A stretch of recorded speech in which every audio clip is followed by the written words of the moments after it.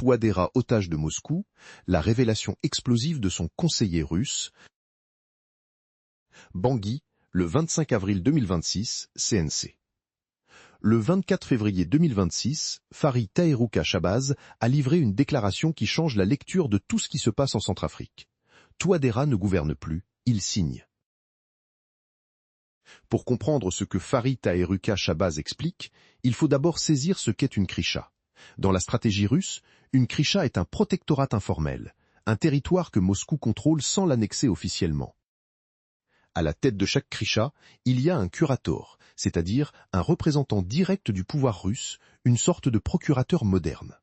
Farid Taherrouka Shabazz est catégorique, ce curator en Centrafrique, c'est Dimitri Podolski. Ce qui a frappé Farid Taherrouka Shabazz, c'est moins le personnage de Podolski que le poste qu'il occupe. Conseiller à la sécurité nationale n'est pas une fonction honorifique.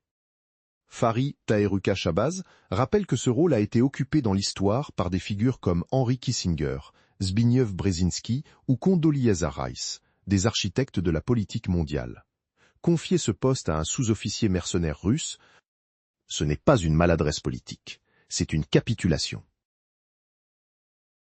Farid Taherrouka Shabazz insiste sur un point que beaucoup esquivent. Touadéra n'a pas choisi Podolski librement. Il dit clairement que Touadéra a été contraint de nommer cet homme à ce poste.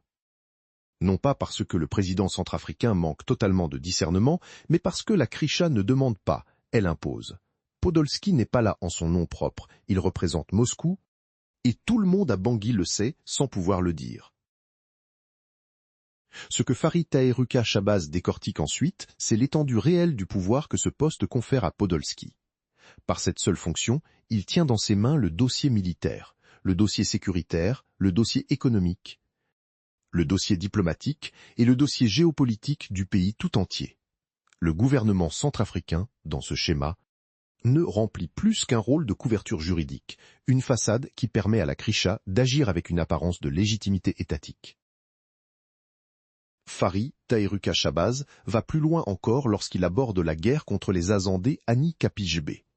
Ce discours belliqueux que le gouvernement de Bangui porte publiquement, Farid Taherrouka Shabazz affirme qu'il ne vient pas de Touadéra.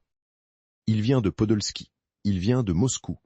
Touadéra lui-même n'a aucun intérêt à entretenir un conflit armé dans le Haut-Mbomu. Son intérêt personnel a toujours été la stabilité, la jouissance du pouvoir, la tranquillité. La guerre, c'est la commande de la kricha. Farid Taherrouka Shabazz pose alors une question simple, à laquelle personne ne peut répondre autrement que par le silence. Depuis l'arrivée des Wagner en Centrafrique, Touadéra a-t-il une seule fois prononcé une parole contre eux? A-t-il une seule fois contredit Podolski, critiqué une frappe, protégé un civil contre leur volonté? La réponse est non. Et pour Farid Taherrouka Shabazz, ce silence permanent n'est pas de la complicité ordinaire, c'est la marque d'un homme captif. Avec cette grille de lecture, Farid Taherrouka Shabazz rebaptise le pays sans détour, ce n'est plus la République centrafricaine, c'est la kricha centrafricaine. Et pendant que Bangui joue encore le rôle d'une capitale souveraine devant les caméras, c'est depuis Bria ou depuis Moscou que les vraies décisions tombent sur le Haut-Mbomu. Par Alain Nzilo, contactaire Corbeau News Centrafrique. Corbeau News Centrafrique, tel WhatsApp, +236 75 72 18 21,